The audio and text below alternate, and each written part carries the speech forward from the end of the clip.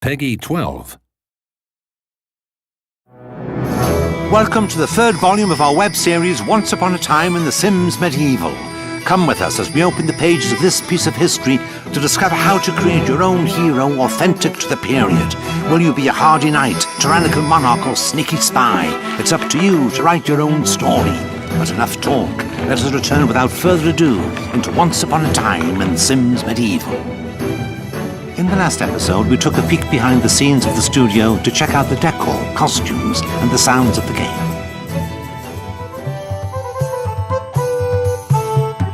Now let's talk about the most fundamental element of all in your game, your hero. Use your own very creative workshop and make your hero as gorgeous and as unique as you like. In a couple of mouse clicks, it's possible to entirely transform your character's appearance, hairstyle, facial features, body shape, and of course, outfit. But the most important decision is how to choose two defining personality traits out of the many available. You might choose to make your hero brave and alluring, but nothing's to stop you from making him or her egotistical or Machiavellian instead.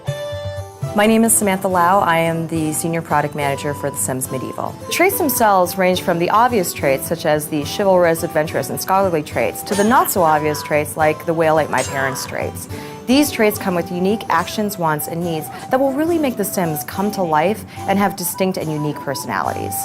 But every hero has a fatal flaw in The Sims Medieval, and yours is no exception. Choose wisely because it will influence the whole game. Hi, my name is Rachel Bernstein. I'm the senior producer for The Sims Medieval. The fatal flaw is actually something that can make it harder for your sim to be successful in the world. So for example, your sim might be a drunkard. A drunkard might not get any work done and be in constant search for alcohol, whereas a workaholic might get all of his work done but be in constant poor health due to lack of sleep.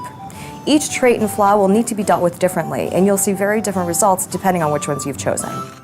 If your hero proves his or her bravery and courage throughout the epic quests, this fatal flaw could become a legendary trait. The life of your character can change just like that. A scared cat can become an audacious adventurer, a recluse a charismatic leader, but we won't reveal too many possibilities. It's up to you to discover exactly what kind of legend your medieval sim will become.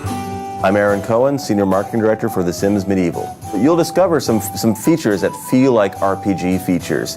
And those features are things like quests, combat, crafting. And those features really serve as a backdrop to tell stories. The Sims Medieval is still very much a game about telling stories. It's probable that you will find yourself face to face with the odd sword fight during the course of your adventures. Seize the moment to discover a completely new side to The Sims. At the same time you're questing, you are worrying about your Sims' day-to-day lives, what their responsibilities are, what their jobs are, who they have relationships with. So you're constantly managing their day-to-day functions. Your sim might become the biggest legend in the land, but he better not forget his jobs. It's up to you to choose to do them or not, but better be prepared to suffer the consequences if you don't. The inhabitants of The Sims Medieval don't like people who don't do their jobs. If the physician isn't handing out enough potions to the sick, or the blacksmith not forging armor fast enough, then one of the characters might well find himself in the stocks in the village square, under fire from rotten tomatoes. And then even more severe, they could be pushed into the pit of judgment where a monster awaits. And if the sim is quite strong in combat, the sim might be able to crawl his way out of that hole. However, most sims will not. Most sims who enter the pit of judgment will never return. That's a big risk to run if your sim misses out on his daily chores. Or perhaps you've deliberately sent your hero to the pit of judgment to test his bravery. Remember, in The Sims Medieval, it's up to you to write your own history.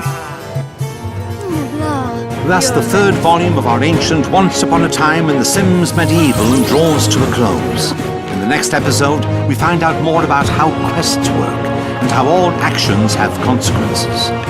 For the sake of your kingdom, miss not the fourth historic volume of Once Upon a Time in The Sims Medieval.